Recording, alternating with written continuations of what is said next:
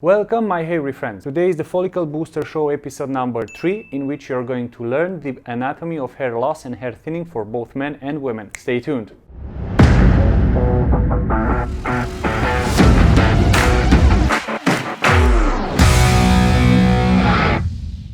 We're going to have 5 parts: men versus women, Norwood versus Savin scale, the anatomy, treatments, and my personal opinion. All the text that's with blue refers to men, and all the text that's with red refers to women. The difference between men and women is that men suffer from male pattern hair loss, while women have hair thinning. 98% of women have hair thinning, not hair loss. Both of these are called androgenic alopecia, which is between 90 and 95% of all the alopecia cases out there. Men starts to have hair loss around age 22-25 based on their DHT. We're going to learn this in the anatomy part. And women starts to develop hair thinning after pregnancy or massive hormonal changes. When you go to any hair loss clinics, they are going to compare your hair loss stage on these two scales to give you the best treatment to follow. Norwood is for men and Savin is for women. The Norwood has 7 stages. If you detect you have androgenic alopecia in stage 2, 3 and 4, you can still treat it with some medication, while stage 5, 6 or 7 you have to do a hair transplant to cover the patches. For Savin scale you have 3 stages. In stage 1 you can treat it with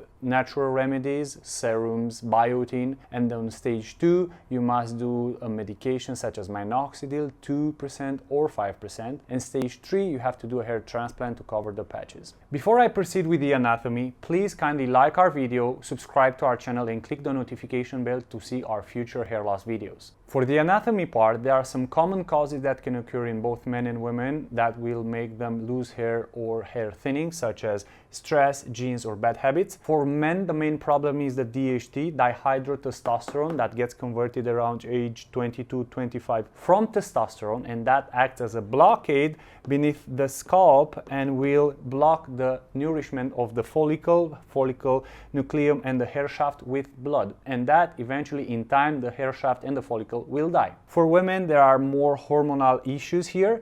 After pregnancy, usually, if they suffer from anemia, thyroid disorder, ovary disorder, and these will act as a reducing blood to the capillaries and will not block the follicles from receiving. So that's the main reason why men have hair loss and women have hair thinning. Before I start with the treatments, I must let you know that I'm not a doctor. This video is educational purpose only, and if you suffer from androgenic alopecia, please go and see the doctor to give you the best treatment for you to follow. For men, you have 2 main objectives: reducing the DHT and increasing the blood flow over your scalp. To increase the blood flow, you have Minoxidil, which is FDA approved. You can start with 5% and you can go higher if you didn't have any success with it. You have finasteride, which is approved by FDA as well, and dutasteride, which is not. The finasteride and dutasteride are reducing the DHT levels.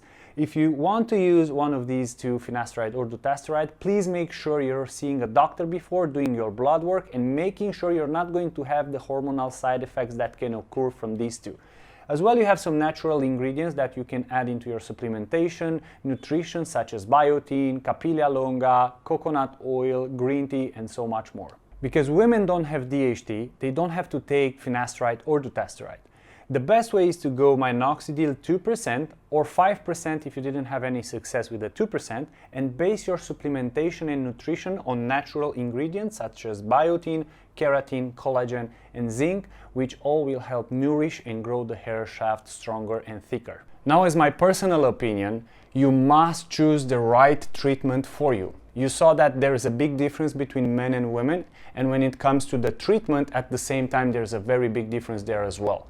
If you don't know exactly what to choose, just go to a doctor so he can recommend you the best products and the best treatment for you to follow. Carefully choose your products to be high quality and have as little as side effects as possible, because the last thing you want to do is to follow a program for 3 months and then find out it was useless because the products were bad quality.